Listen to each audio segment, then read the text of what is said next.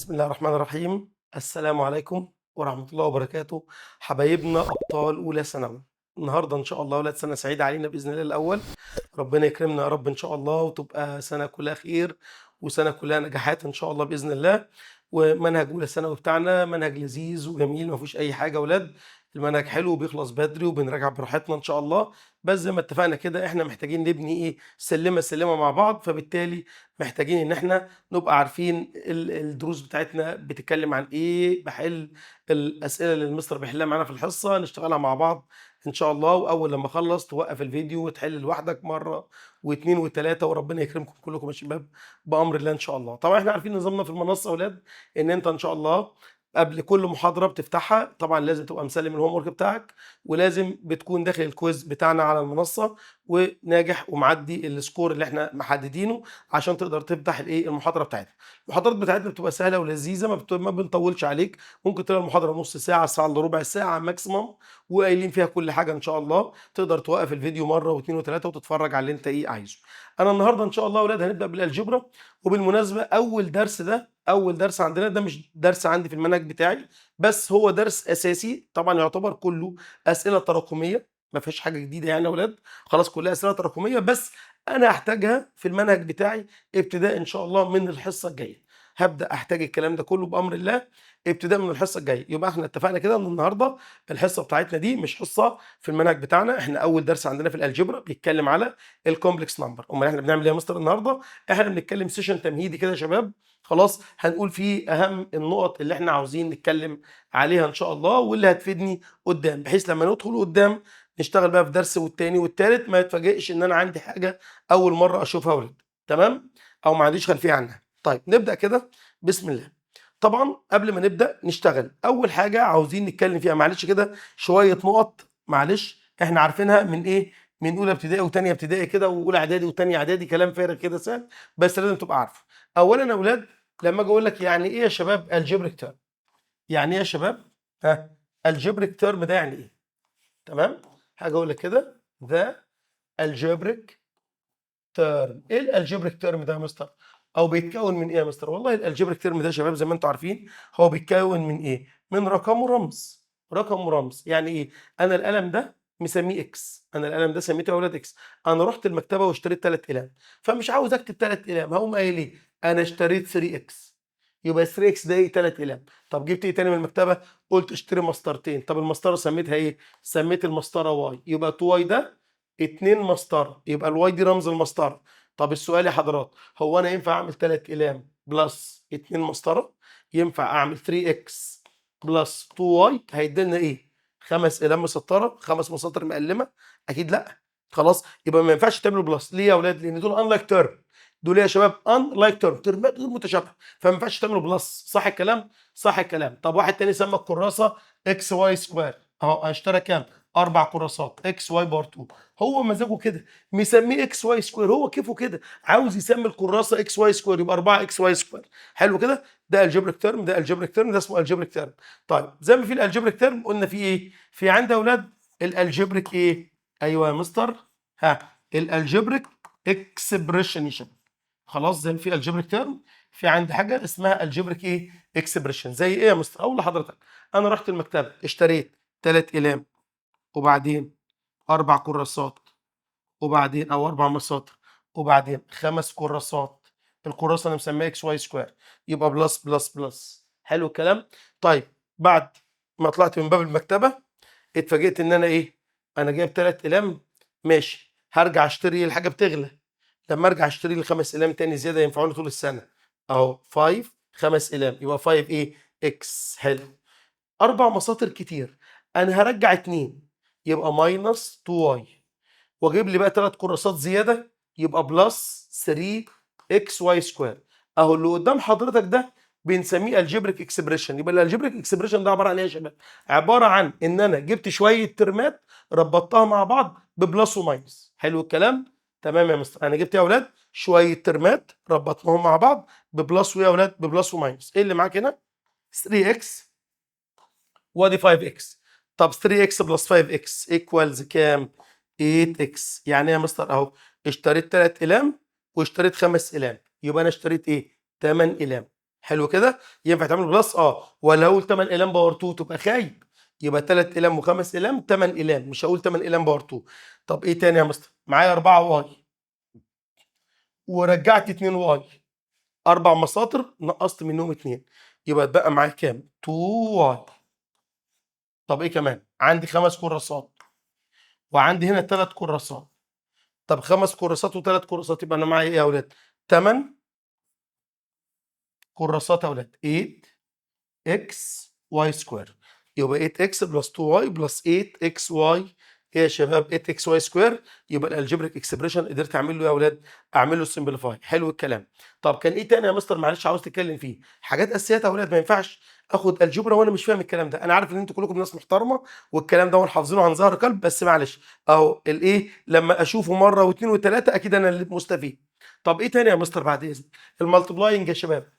المالتبلاي مالتبلاينج، سوري، المالتبلاينج يا اولاد. طيب يا مستر جميل، المالتبلاينج ده اللي هو ايه؟ لو جيت قلت لحضرتك كده انا عايز اعمل 3 اكس سكوير تايمز 5 اكس، عاوز اعمل ايه يا مستر؟ 3 اكس سكوير تايمز 5 اكس. طب دي بتتعمل ازاي يا مستر؟ هقول لك اهو، 3 تايمز 5 15 اكس سكوير تايمز اكس باور 1 اكس باور 3. يبقى انا في التايمز بجمع الباور، انا في التايمز بعمل باور. اصل يا مستر انلايك ده اكس باور 2 دون قلم ولا كتاب، والاكس دون ديسك. تمام؟ ينفع اعملهم؟ ينفع في التايمز كل حاجه دي. مفيش حاجه في التايمز ما تنفعش. يعني حتى لو جيت قلت كده 5 اكس سكوير واي تايمز نيجاتيف 3 اكس واي باور 4، ينفع طبعا. 5 تايم نيجاتيف 3 نيجاتيف 15 اكس سكوير تايمز اكس باور 1 اكس باور 3 يا اولاد. واي باور 1 تايمز واي باور 4 هيبقى واي باور كام يا شباب؟ واي باور 5 يا اولاد. يبقى انا عملت اهو 5 تايمز نيجاتيف 3 نيجاتيف 15 اكس باور 2 تايمز اكس باور 1. في التايمز بجمع الباور. واي باور 1 تايمز واي باور 4، واي باور 1 تايمز واي باور 4، واي باور كام يا اولاد؟ 5 يا اولاد. طب مستر لو جالي حاجه زي كده يا شباب، كاتب لي كده 2 اكس وعامل لي براكت 3 اكس بلس 5 واي، ينفع؟ طبعا ينفع. 3 اكس و2 اكس دخلوا على بعض وده دخل على ده. 2 اكس تايمز 3 اكس 6 اكس باور 2. تمام؟ طب 2 اكس تايمز 5 واي، 2 تايمز 5 10. طب اكس تايمز واي اكس واي يا اولاد، يبقى طلعت معاك كام يا اولاد؟ 2x تايمز 3x 6x سكوير. 2x تايمز 5y 2 تايمز 5 10 وx تايمز y طلعت لي ايه يا اولاد؟ 10xy يا اولاد. بيتهيألي كده مفيش ايه مشاكل. فاحنا كده عملنا ايه يا اولاد؟ المالتيبليكيشن بتاعنا اهو يا شباب. تمام الكلام يا مستر؟ تمام يا مستر وزي الفل والدنيا جميله وحلوه قوي. طيب بالنسبه يا اولاد لو جيت قلت لك طب انا عاوز اعمل ايه؟ ديفايدد. تعال نفتح سلايد جديد اهو. عاوز اتكلم عن الديفيجن. هو حضرتك الديفيجن. ماشي يا مستر. معاليك في التايمز عملت ايه؟ حضرتك في التايمز عملت ايه؟ في التايمز عملنا ايه؟ في التايمز عملنا الباور بلس، يبقى في الديفايدد هعمل باور ماينس. يبقى لو جيت قلت لك مثلا يا اولاد انا عاوز اعمل نيجاتيف 15 اكس باور 3 اوفر 5 اكس، في الديفايدد بنعمل باور ماينس.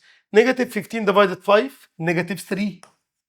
طب اكس باور 3 ديفايدد اكس باور 1، في الديفايدد هعمل الباور ماينس 3 ماينس 1 يتبقى 2، يبقى اكس ايه يا اولاد؟ اكس سكوير.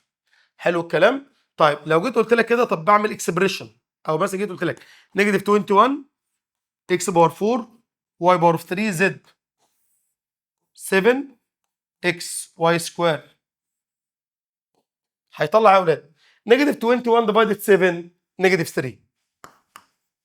اكس باور 4 ديفايدد اكس باور 1، في الديفايدد بعمل باور ماينس اكس باور 3. واي باور 3 ديفايدد واي سكوير واي، والزد نزلت زي ما هي. خلاص يا اولاد يبقى نيجاتيف 21 ديفايدد 7 نيجاتيف 3. اكس باور 4 ديفايدد اكس اكس باور 3.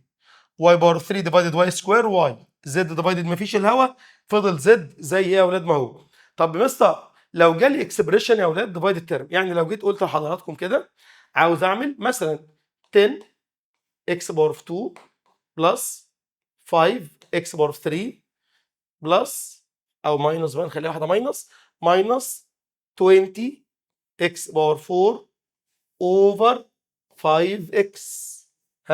باينه طبعا اهي.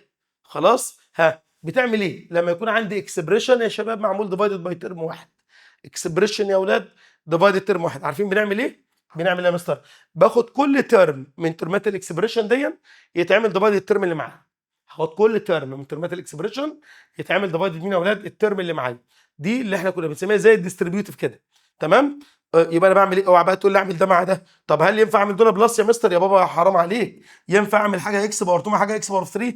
ده دون ايه؟ ده شنطه وده مقلمه. ينفع اعمل شنطه بلس مقلمه؟ الاكس باور 2 بترمز لحاجه والاكس باور 3 سيمبل تاني، دول انلايك تيرم، ما ينفعش تعملوا بلس. طب هتعمل ايه يا مستر؟ هقسم. هتاخد ايه؟ اعمل 10 اكس باور 2 ديفايدد 5 اكس، اهي 10 اكس سكوير اوفر 5 اكس. وايه كمان يا مستر؟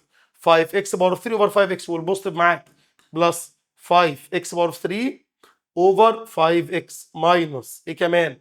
20 اكس باور 4 اوفر 5 اكس. 20 اكس باور 4 اوفر 5 يا اولاد اكس. طيب وبعدين يا مستر ولا قبلين؟ 10 ديفايدد 5 2 اكس باور 2 ديفايدد اكس اكس. 5 ديفايدد 5 اتشالوا مع بعض. اكس باور 3 ديفايدد اكس اكس سكوير. نيجاتيف 20 ديفايدد 5 نيجاتيف 4. طب اكس باور 4 ديفايدد اكس باور 1 اكس باور 3 يا اولاد. ماشي الكلام؟ يبقى طلعت معاك اهي زي ما احنا شايفين. ادي اولاد الايه؟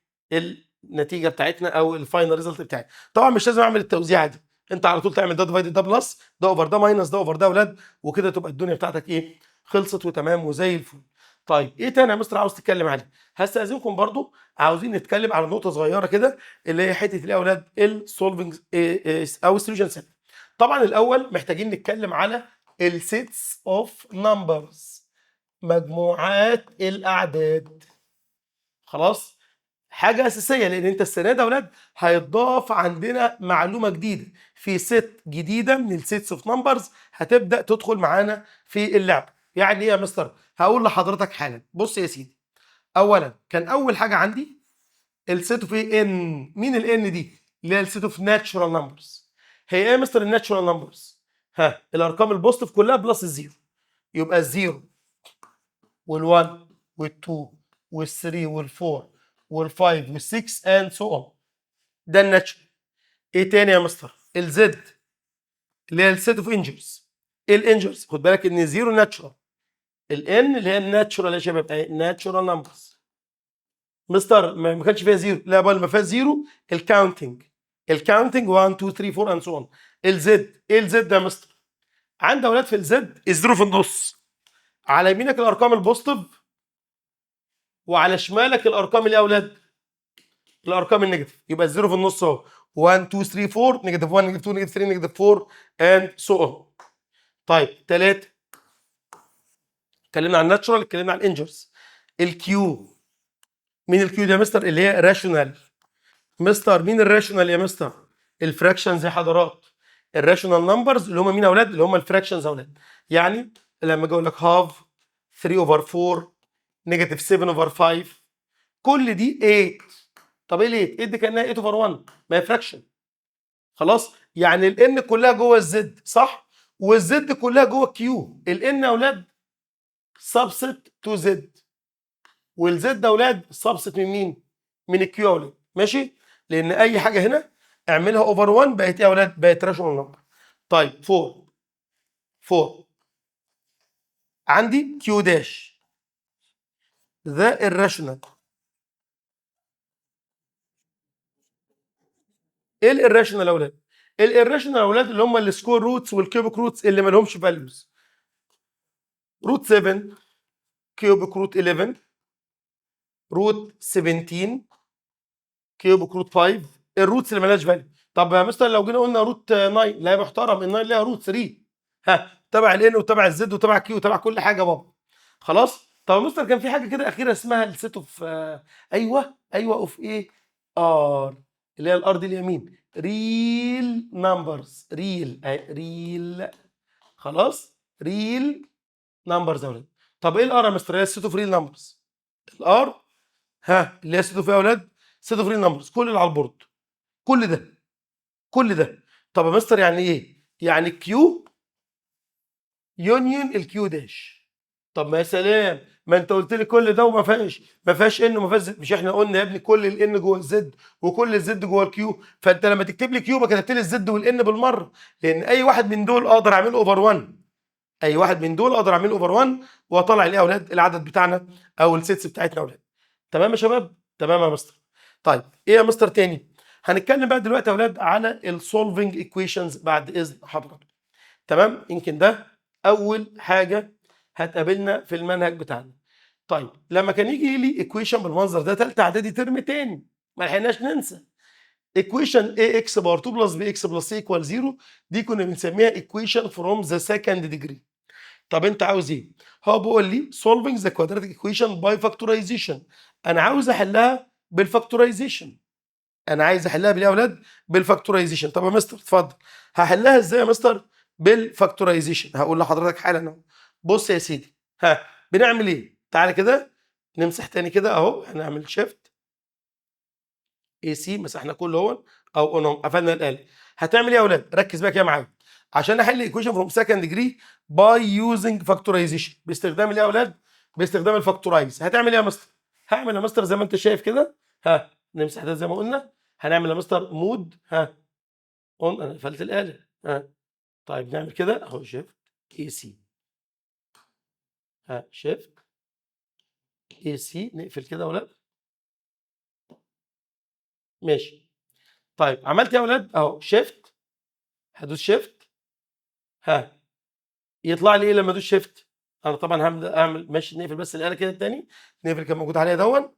انا عامل ايه؟ هدوس شيفت، وبعد ما ادوس شيفت يا مستر هقوم دايس يا اولاد شيفت، اختار رقم 3، شيفت 3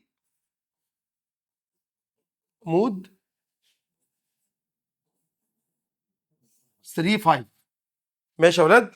يبقى تاني لما اجي اشتغل بالاله اهو هنعمل ايه؟ مسحنا اهو خلاص مود، عندي ايكويشن اهي رقم 5، دوست مود ايكويشن رقم 5، ادوس 5.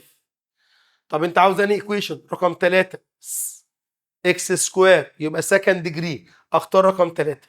يبقى انت عملت يا مستر اهو، دوسنا مود ايكويشن 3، ظهر معايا A B C يا اولاد، ظهر معانا A B C. طيب نرجع تاني كده للكالكوليتر بتاعتنا، ظهرناها يا مستر. ابدا اكتب بقى الكوفيشن 2 3 نيجاتيف 14، اكتب 2 وادوس ايكوالز. بعدين يا مستر 3 بوزيتيف 3 وادوس ايكوالز. بعدين يا مستر نيجاتيف 14 نيجاتيف اهي، اكتبها ماينس او نيجاتيف مش هتفرق، نيجاتيف 14 وادوس ايه يا اولاد؟ ايكوالز. اول ايكوال طلعت لي 2، تاني ايكوال طلعت لي نيجاتيف 7 اوفر 2. يبقى يا اما الاكس ب 2 او الاكس طلعت بكام يا اولاد؟ نيجاتيف 7 اوفر 2. ماشي الكلام؟ ماشي يا مستر. خلاص؟ طيب نبدا. نقول طب انا حليتها يا مستر، لو انا عاوز اعمل فاكتورايز انا جبت الحل على طول بالاله.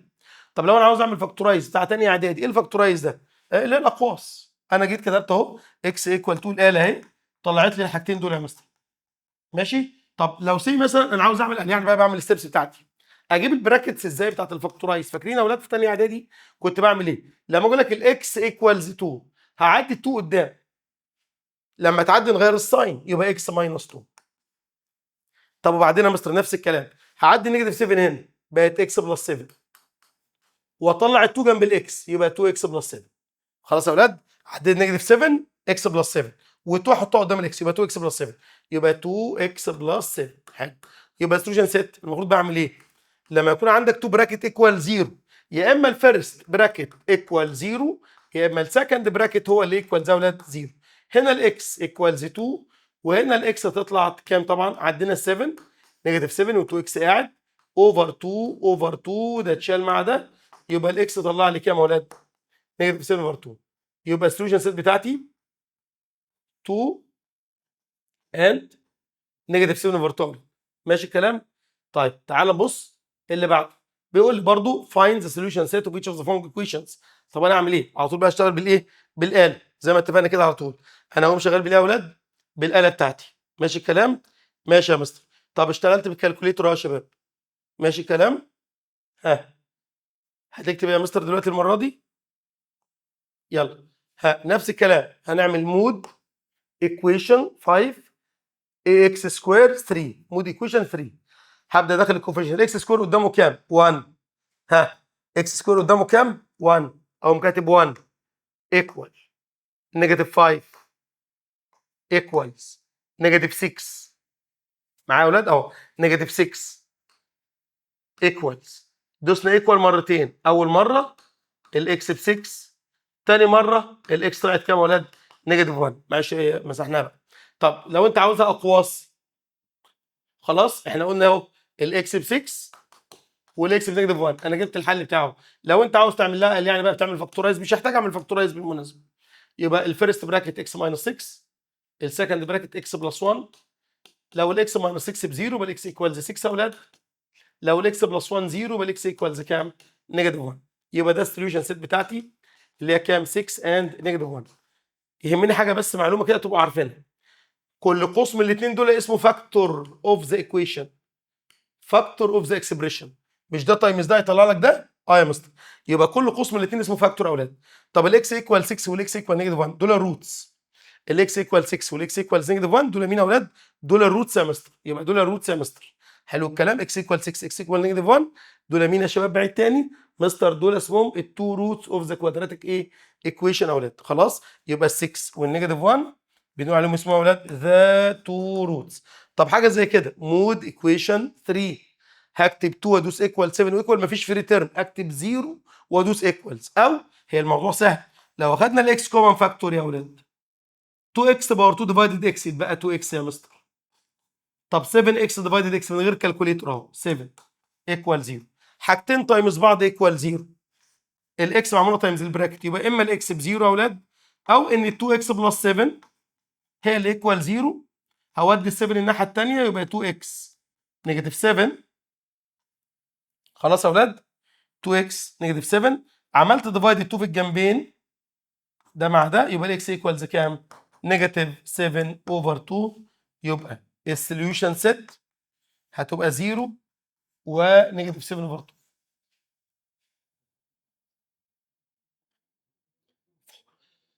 4x سكوير ماينس 25 ايكوال 0. 4x سكوير ماينس 25 ايكوال 0. ها مود 5 3، او ممكن اعمل حركه حلوه قوي، هودي مود 5 3 عادي، هتكتب 4 ايكوال مفيش اكس يبقى اكتب 0 وادوس ايكوال والفري تيرم نيجاتيف 25. هنا يا اولاد هلاقي ان 4x سكوير ايكوالز 25، عملت اوفر 4 في الجنبين ده مع ده اتشال، يبقى الاكس سكوير 25 اوفر 4، يبقى الاكس ايكوال بوزيتيف نيجاتيف 5 اوفر يا اولاد 2، فبالتالي هتبقى السوليوشن سيت بتاعتنا بوزيتيف نيجاتيف 5 يا اولاد اوفر 2. اكس سكوير ماينس 6 اكس بلس 9 ايكوال 0. مود 5 3 هلاقي الاكس طالعه بكام؟ ب 3 يا اولاد. خلاص. طب مستر التو روتس هنا شبه بعض يا بابا، هي طلعت لي روت واحد بس، ده كنا بنسميه بيرفكت سكوير. خلاص يبقى عندها روت واحد بس. تمام. والسوليوشن سيت هنا هتبقى مين يا اولاد؟ هتبقى ال 3 فقط لا غير. طيب نبص حاجه، خلاص مش هنشرح دي.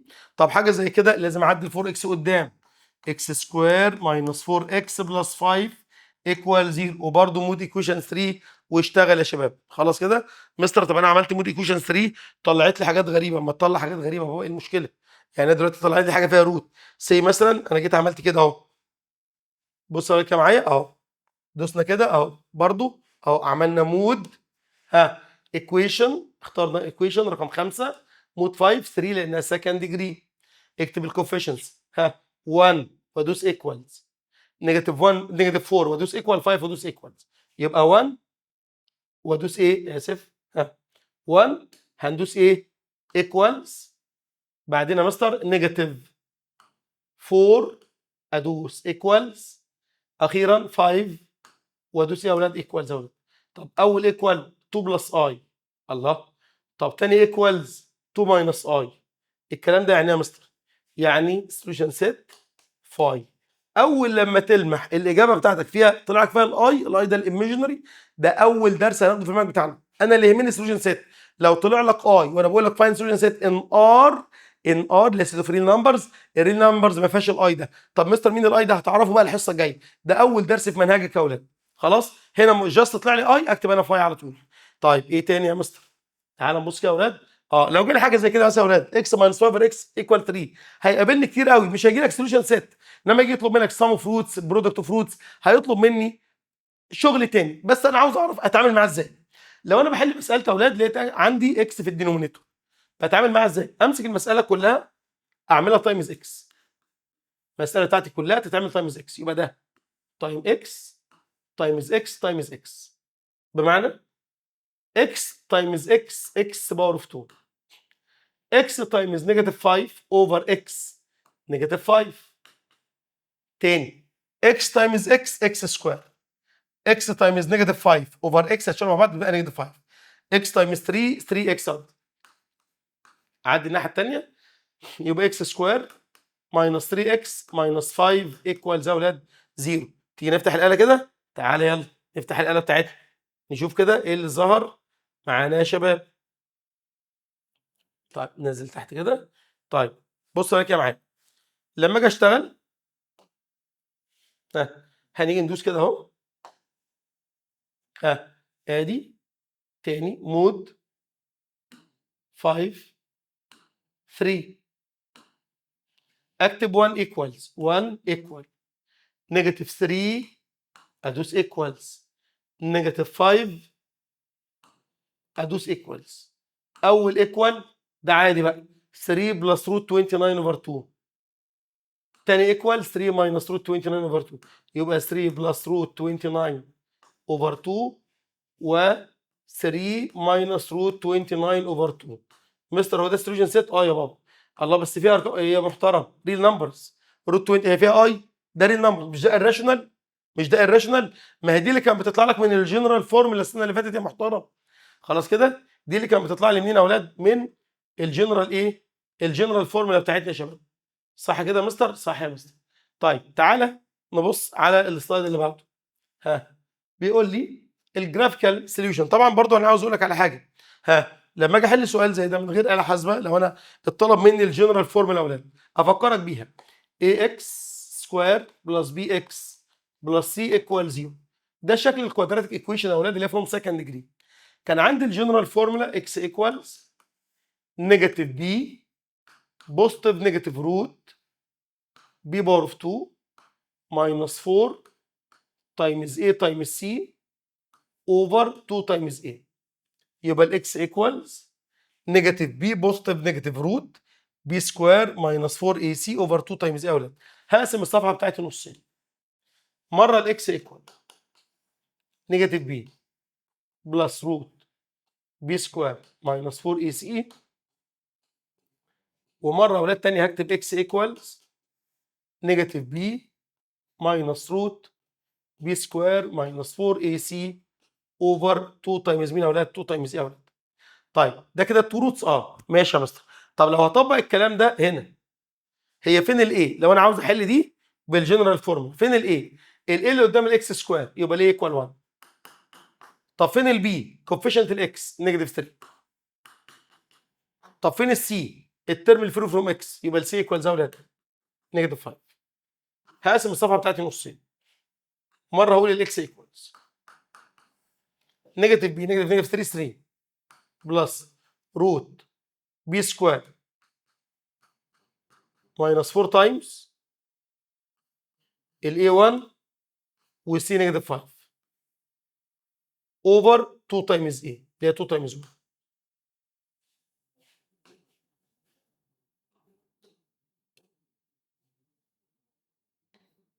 الثاني اكس ايكوالز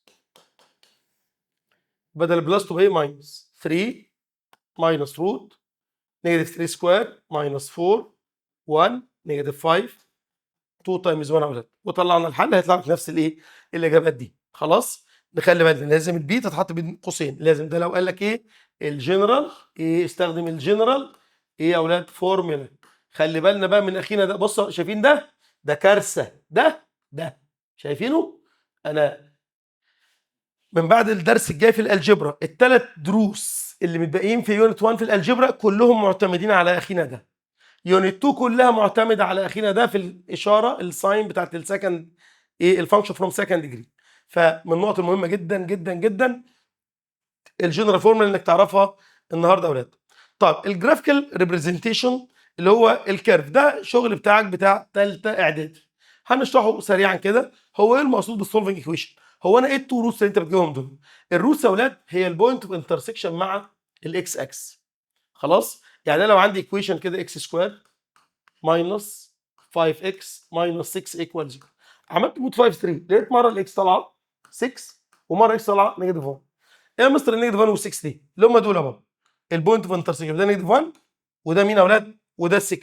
خلاص يبقى النيجاتيف 1 و6 دي البوينت اوف انترسكشن اوف ذا كيرف ويز ذا اكس اكس يا اولاد. طيب اللي كان عنده روت واحد بس يبقى بيلمس الاكس اكسس في نقطه، اللي ما عندوش روت اللي طلع فيها اي يبقى الكيرف اصلا ما قطعش الاكس اكسس. يبقى مين هم الروتس يا اولاد؟ الروتس هي البوينت اوف انترسكشن ويز اكس اكس. يعني لو ايكويشن زي دي ده رسمتها اهو اخدها في ثالثه اعدادي، البوينت اوف انترسكشن مع الاكس او 6 والنيجاتيف 1 او نيجاتيف 1 والايه يا اولاد؟ وال6 يا اولاد. طيب ايه تاني هنا؟ طبعا الجرافيكال، لا انا مش عاوز جرافيكال خلاص، انا حتى مش هديك هوم ورك عليه. تمام؟ هو ده يعني زي ما اتفقنا دي حصه ماديه، بس انا الجرافيكال مش هتعرض له خالص، انا حتى مش هدي لك واجب عليه. تمام؟ مش هدي لك واجب عليه، مش هنتعرض له خالص في المنهج بتاعنا يا شباب. برضو ده سولف جرافيكلي مش هنتعرض له، اي حاجه جرافيكلي مش هتعرض لها. طيب هنا الاسئله بقى دي اللي تفرق معايا، وبرضو في الهوم ورك لما يجي لك اي حاجه جراف ماليش دعوه مش هتعرض لها. هي جزء تراكمي جزء تمهيدي، بس انا مش محتاجها في المنهج بتاعي، ولو محتاجها هبقول لك انا محتاج نقط صغيره، فانا مش عاوز اضيع وقتك برضو واشغلك بحاجه مش هتفرق معاك. طيب ممكن نقراها من الملزمه ك يعني كايه؟ هقول كعلم بالشيء مش حاجه اساسيه يعني. طب بيقول هنا يا اولاد if x equals 2 is one of the two roots of x square minus 5x plus 6 then if 2 equals 0 x minus 2 is one of the factors. خلاص كده of the two factors of x square minus 5x plus 6 equals 0. ايه اللي مطلوب مني؟ بيقول لي ها if x equal negative 3 is one of the two roots of the equation 2x square. معلش انا اسف، ده دي نوت يعني. بص هو اللي احنا النوت اللي اتكلمنا عليها، لو الاكس ايكوال 2 واحد من التو روتس بتوع الايكويشن دي، ده معناه ايه؟ لو قلت لك ان الاكس ايكوال 2 واحد من التو روتس يبقى لو عوضت عن الاكس ب 2 هيطلع صفر. لما اقول لك الاكس ايكوال 2 1 اوف ذا روتس يبقى لو عوضت عن الاكس ب 2 هيطلع 0 فعلا. بص 2 باور 2 4 نيجاتيف 5 تايمز 2 نيجاتيف 10 4 ماينس 10 نيجاتيف 6 نيجاتيف 6 بلس 6 طلع كام؟ 0 صح. برضو القوس بقى، مش انت بتقول لي يا مستر ان الاكس ايكوال 2 ده روت؟ لو الاكس ايكوال 2 روت كنا بنجيب قوس ازاي؟ اهو اكس ماينس 2، يبقى ده اللي احنا قلنا بنسميه ايه؟ بنسميه الفاكتور. ارجع بقى للملاحظه اللي احنا اتكلمنا عليها. طيب تعال نبص شكل السؤال بتاعها بيجي عامل ازاي. الحته دي بيقول لي x equals negative 3 is one of the two roots of the equation. الاكس equal negative 3 يا اولاد واحد من التو روتس بتوع الايكويشن دي يا اولاد، اللي هي 2x سكوير بلس ax minus 3 equals 0. بيقول لي find the other root. كون ان انا اجي اقول لك ان الاكس equal negative 3 واحد من الروتس يبقى ده معناه ان اف نيجاتيف 3 ايكوال 0. كون ان انا اجي اقول لك ان اكس ايكوالز نيجاتيف 3 1 اوف ذا روتس اوف ذا ايكويشن، يبقى انا لو عوضت في الايكويشن دي عن الاكس بنيجاتيف 3 هيطلع 0. يبقى 2 يبقى 2 نيجاتيف 3 باور اوف 2 بلس 8 تايمز نيجاتيف 3 ماينس 3 ده كله بكام يا ولاد؟ بزيرو يا ولاد. ماشي الكلام؟ ماشي الكلام. 2 تايمز 9 18 نيجاتيف 3 تايمز ايه؟ نيجاتيف 3 ايه اللي احنا اتكلمنا عليه من شويه ماينس 3 ايكوال 0.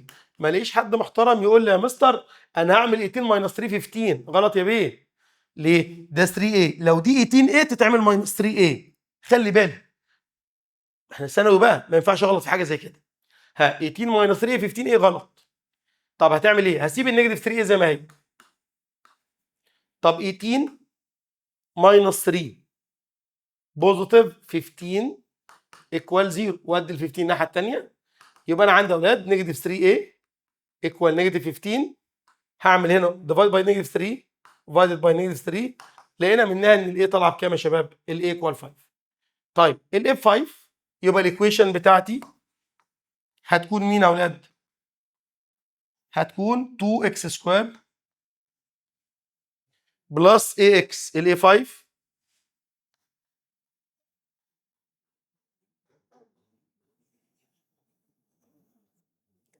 يبقى 2 اكس سكوير الاي 5 5 اكس ماينس 3 ايكوال 0. طب عاوز الاذر روت هتعمل ايه؟ مود ايكويشن كام؟ 3. مش انت عاوز الاذر روت؟ يبقى اعمل ايه؟ مود 5 3 وابدا احط الايه؟ اخد الكوفيشنتس وابدا ايه؟ اشتغل على الكوفيشنتس اللي معانا يا شباب. طيب تعالى نبص برضو سؤال تاني.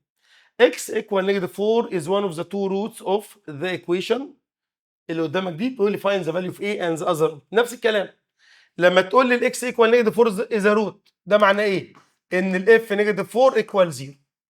هشيل كل اكس واحط مطرحها نيجاتيف 4، يبقى ايه؟ تايمز نيجاتيف 4 سكوير بلس 2a minus 1 تايم نيجاتيف 4 minus 28 equal 0. a times negative 4 square plus 2a minus 1 تايم نيجاتيف 4 minus 28 equal 0 يا اولاد. انا شلت كل اكس وحطيت مطرحها نيجاتيف 4.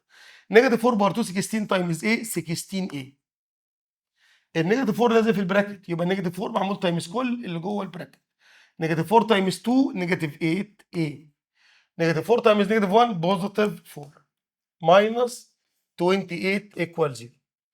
16a minus 8a 8a 4 minus 28 نيجاتيف 24 لما اعدي يبقى 24 ديفايدد 8 في الجنبين، يبقى الايه بكام يا اولاد؟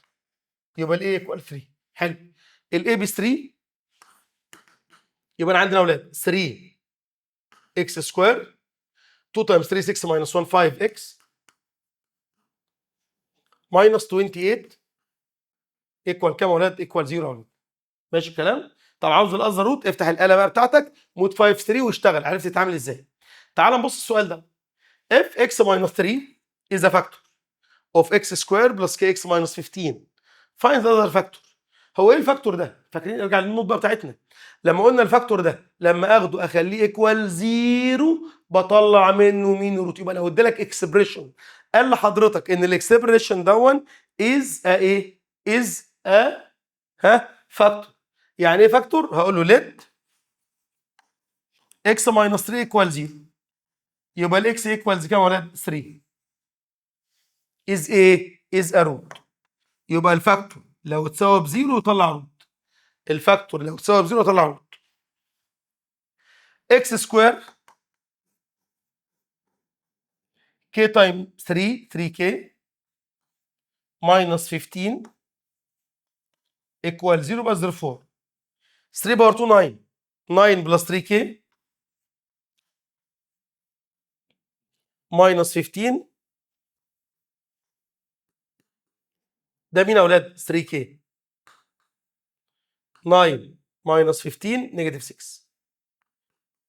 ودي النيجاتيف 6 الناحيه الثانيه اوفر 3 اوفر 3 ده مع ده، يبقى الكي بكام يا ولاد؟ بس خلاص جبت الكي ايكوال 2. يبقى الايكويشن بتاعتك اكس سكوير بلس 2k اسف 2x ماينس 15 ايكوال 0. مود 5 3 اطلع ايه يا اولاد؟ ال2 روتس يا شباب. ايه تاني يا مستر؟ اخر سؤال معانا يا اولاد x equal negative 1 and x equals 5 are the two roots of the equation ax square plus bx minus 5 equals 0. هي دي ليها حلين. الحل السهل بالنسبه لي اللي انا شغالك بيه، مش ده روت؟ يبقى x plus 1 is a factor. مش ال x equals 5 is a root؟ يبقى x minus 5 is a factor. صح؟ والتو فاكتور تايمز بعض يدوك الايكويشن. الاكس ايكوال نيجاتيف 1 لما ارجعه جوه جبت القوس. اكس ايكوال 5 لما ارجع ال 5 جوه اكس ماينس 5. القوسين دول تايمز بعض هيدوني الايه؟ هيدوني الايه؟ هيدوني الايكويشن واقارن. طب انت بتعمل التايمز ازاي؟ قلنا في اول الحصه في اول محاضره اكس هيخش على ده وده. ال1 مع ده وده. اكس تايمز اكس اكس سكوير. اكس تايمز نيجاتيف 5 نيجاتيف 5 اكس. 1 تايمز اكس 1 اكس. 1 تايمز نيجاتيف 5 نيجاتيف 5 اكس سكوير minus 5 plus 1 minus 4 minus 5 equal 0. صح؟ قارن. دي الايكويشن اللي دول التو روتس بتوعها. هو بيقول لك ايه؟ لا هي دي الايكويشن، هاتها يا بابا. اي اكس سكوير بلس بي اكس minus 5 equals 0. بص يا محترم، ادي 1 وادي ايه؟ يبقى الايه ايكوال 1. ادي بي وادي نيجاتيف 4. يبقى البي ايكوال يا اولاد. بس يبقى انا جبتها بالمقارنه، اسهل حاجه ممكن تقابلنا يا شباب. طبعا احنا النهارده بس عاملين حصه كده ايه؟ بندردش مع بعض. يعني يا مستر يعني بادئين بس أ، ب كده أساسيات بسيطة جدًا، جدًا، جدًا، هاحتاجها قدّام النقط الصغيّرة دي. مش هنطوّل عليكِ النهارده في أول محاضرة، أول محاضرة في المنهج هتبقى المحاضرة التانية إن شاء الله، اللي بنتكلّم فيها على الإيه، الcomplex numbers. طبعًا من ابتداء من المحاضرة التالتة في الالجبرا هابدأ أستخدم بعض الحاجات اللي أنا قُلتها النهارده، تمام؟ يبقى إحنا النهارده شرحناها باستفاضة، بس أنا قدّام هنبدأ نحتاج منها بعض الأشياء، فعشان كده عاوز حضرتك تبقى داخل مستعد، ما تتفاجئش بحاجة وإحنا شغالين، أي حاجة تقابلك خلاص أنا عارف جات منين وأصلها فين. بالتوفيق يا أبطال، وتبقى سنة سعيدة علينا إن شاء الله، وربنا يوفقكم بإذن الله. السلام عليكم ورحمة الله وبركاته.